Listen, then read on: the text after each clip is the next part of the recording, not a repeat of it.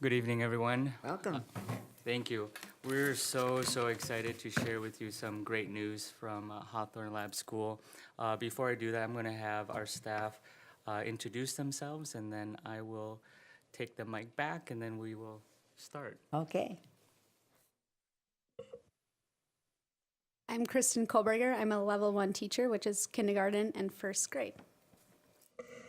Mackenzie Rabin, also kindergarten and first grade teacher. Shelley Tradle, second and third grade teacher. And I'm Carly Solberg, an effectiveness coach at Hawthorne. The effectiveness coach? Okay. Yes, there we go. Well, welcome. We're very excited to hear what you have to share with us. Thank you. All right. Well, thank you. Thank you, Joe, for introducing us and introducing the good-looking crew and then the principal. So I caught that. Just want to make sure.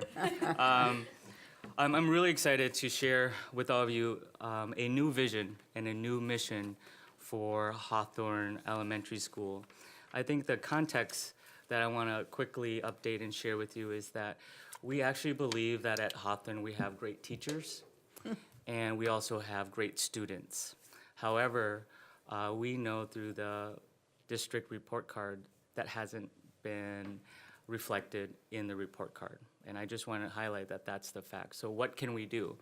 I think what we can do is I think for us, we have to redefine Hawthorne. We have to create a new vision for Hawthorne. And I believe with the lab school, we are well on our way to doing that. So another thing that I believe, another assumption that I believe is that as a teacher and as an educator, we can't do this by ourselves. So we have to figure out how can we collaborate with each other and how do we do that more efficiently and better. And one of the things that we want to do is collaborate with Carroll University and collaborate with them to look at our practice, our teaching practice, and to look at what we can do so that we can be student ready as opposed to just school for students, to be ready for students instead of students being ready for us, okay? So going off a little of what Yui said, this collaborative partnership with Carroll, the goal would be really to study student thinking and teacher practices to really refine them and make them better. For Carroll, they'll have the opportunity to put their pre-service teachers into our classrooms to learn alongside us.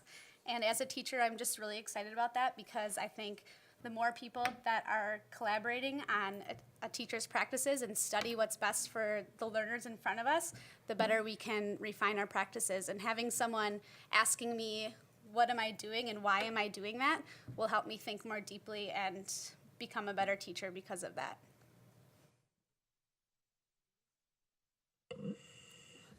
So our SAIL team worked collaboratively to come up with the latest draft of the mission for our lab school, which is to empower curiosity in thinking, to inspire a passion for learning, while creating positive changes in our shared community. And so our big goal of this lab school is all around curiosity. Curiosity with our students, studying our learners. Where do they come from? Who are they? What are their interests? What are their talents? What are their hobbies? Looking for the assets that we can build on.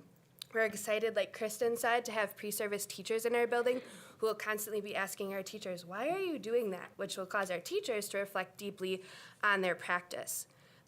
As Yui mentioned, we're lucky to have teachers at Hawthorne that are already super curious about the teaching and learning process. And so our goal as instructional leaders is to figure out what are each of our teachers already curious and wondering about, and tap into that as we coach teachers to grow their practice. And ultimately, we believe that this curiosity will have a positive impact on our whole learning community because we're working with what people are already wondering and building from there. So in front of you now, you'll see our theory of action, and we believe that our theory of action aligns really well not only with Carroll's guiding principles, but with our lab school mission and vision as well. I'm not going to read it to you, but in essence, we believe that if students will grow in literacy and math practices if we are curious about their thinking. And I know personally, if I'm curious about my learners' thinking and how they learn, then I can tailor my instruction to best fit their needs and how they learn best. And then looking at some of those smaller if-then statements, just that understanding that the more that we study our kids, the more that we're going to know them, the better the relationships that we build with them will be. And this will lead our students to be more engaged in the learning in the classroom. And studying our learners will also help teachers to provide the instruction that our students need. And the part that's really exciting for me is being given this opportunity to study students and how they learn best. I'm looking forward to that. All right, so I don't know if is it okay for me to stand and pass this out, or? Absolutely. All right. Absolutely. Can't pass it out sitting down, you read. I know that. I was trying to think that, like, how would I do that? Give tickets out if you stand. Well, this is going around. I just would like you all to know that Mr. Baumgart and myself had a meeting with Dewey, and extremely informative. The day I was there, he had Mrs. Kretschmer from Carroll College, somebody who I have a lot of respect for, and she's quite a star in education. So it was a wonderful opportunity for Mr. Baumgart and myself to hear in depth about this new practice. So thank you for that visit, Dewey. Thank you for coming. What questions do you have? Franchek. I noticed your if and when statements. Did you come up with this new idea in your sale process? You did. Yes. So the sale process was a collaborative exercise in that this is our 6th draft. So Okay. Could you tell me Yes. what the next 3 or 4 steps would be in the process? yes, so one of the things that we already started to do was we actually had a meet and greet with Carroll University so that we can start to build that relationship, because we want to make sure that this plan is sustainable.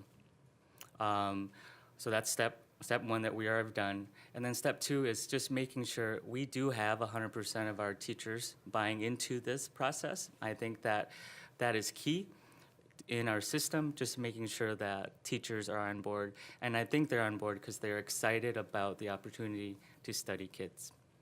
How are they going to learn this new way of teaching? How are they going to learn? Are you going to have in-services over the summer for all teachers? What are you going to do? We will have in-service. We already have at least 2-3 years planned out for us. So it's definitely something that we think about, and we're thoughtful from every word that we use in our theory of action to our next steps. So, and the third piece, to answer your question again, was our parents too. We met with our parents for end of year celebration, the PTO meetings. We also met with them, and we also now have several PTO members that will share out some of our excitement as well, because we believe that they also have to be a part of this process. Mr. Baumgart. Taking off from that point, what kind of a reaction are you getting from parents? I think our parents, just at the end of the day, they want what's best for their child. Okay. So the questions typically comes up to, how is this helping my child? And my response to them is, we now know your child at a deeper level, academically, socially. So we are addressing the needs of their child. So personalized learning taken to another level. Good. And thank you on that last sentence there, too, because I think one of the things, and you and I have talked about this, that's really important and that's embedded in here, is when you talk about students thinking, we're not talking about globally students thinking, we're talking individually how students are thinking, because, 9 people, well, what do we got tonight, 6 people, whatever, sitting around the room, we might all be thinking in a different manner. And what I was impressed with when we talked about this was, no, we're going to figure out, how does Mary think and how does Johnny think, so that we can, those are names from the past, by the way. We don't have any of those anymore. But it's important, you know, if you're going to get the message across to a kid that you understand how it's going to get in there. And I was so impressed with that concept. Sorry, I mean, David, it's so and- obvious, but it's the right thing to do. Yep, we're very excited about that opportunity, just for teachers to study our students and then micro-adjust in real time. Great, thank you. Julie, could you explain for us, you know, for instance, what would a class in reading look like? We will still follow the curriculum Yes. of our district. I think what we would do a little bit different is the idea of, again, just providing, okay, now if the child is decoding or encoding, how do you know? What's your evidence? And then as a team come together and talk about, is that the next step? Is that appropriate for guiding our students' reading? So anything that we are doing, it still Sure. follows our district guidelines. But and just some of procedures. the instructional practices. Right, and our hope is just to make sure that we all study from one another. So this could be another place where our school could be a place where we do PDs, so we can study. Yes. But at the end of the day, it's all of us, like I said in the beginning, we can't do this together. Right. Now, is it going to be called Hawthorne Lab School? Yep, Hawthorne Lab School, we'll change that to, the lab stands for Learn Together, Analyze Thinking, and Build on Strengths. Okay. Okay. Any other questions? Yes. How many teachers are we talking about from Carroll? And are we talking about student teachers, or are we talking about teachers that are there for observation only? We will start small. Like at this point, it's not going to be where all of a sudden we have all Carroll students coming over. I think we've done that in our district before. What is a little bit different is we're going to be a little bit more strategic on understanding which teachers would be utilized with our Carroll students, so our pre-service students, so that we have a better placement. That's good. We already have in place who we think would be the classrooms with student teachers, classrooms with practicum students, and we also have pre-service. And then we also talked about, is there a way to have Carroll students maybe once or twice a semester come over and see, because our belief is, and Carroll's belief, Carroll University, is that it's theory to practice to theory. So just that loop, and just trying to make that tighter. But it won't be where teachers won't teach, and we step back and have our Carroll students teach. No, it's very strategic. So the students will be through all levels of the Yes. college, it'll be, okay.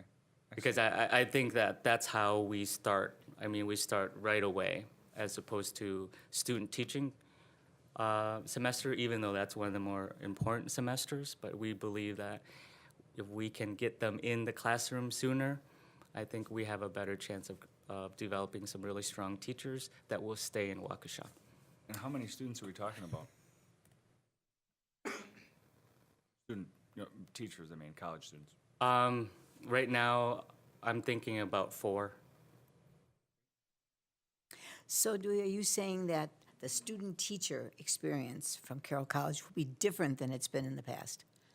I think we can make it better in that we know our teachers really well. Yes. And if we get a chance to know the Carroll students really well, we can have better placements. Good, good. That's very, very important to have better placement. And so how long will the student teachers be in your building? Will they do their practicum with you, or just come and do some activities to learn? We follow the same protocol that has already been in place with student teaching. Like So, about what, 10 weeks, 5 weeks? it's more than 5 weeks. Really? And what we Good. want to do too is to make sure that, again, they are with us before and even after, building that relationship as well. So Sure. I know that there's a specific criteria, and I can get back to you on that too. So then, will Carroll be helping the students become familiar with your type of school so that when they come, they have some background knowledge? That's the idea. The idea is that we connect with Carroll students, but then Carroll students have a chance their first semester, second semester to be with us and to get to know the staff and vice versa. That's great, trying to match up the student teacher with a classroom teacher that, there's similarities and will be very, very effective. That's wonderful. That's going to make it, it's a two-way street. You're going to gain from them and they're going to gain from you. So, what a great experience that's going to be. So will they complete the requirements for student teaching at your school? Yes.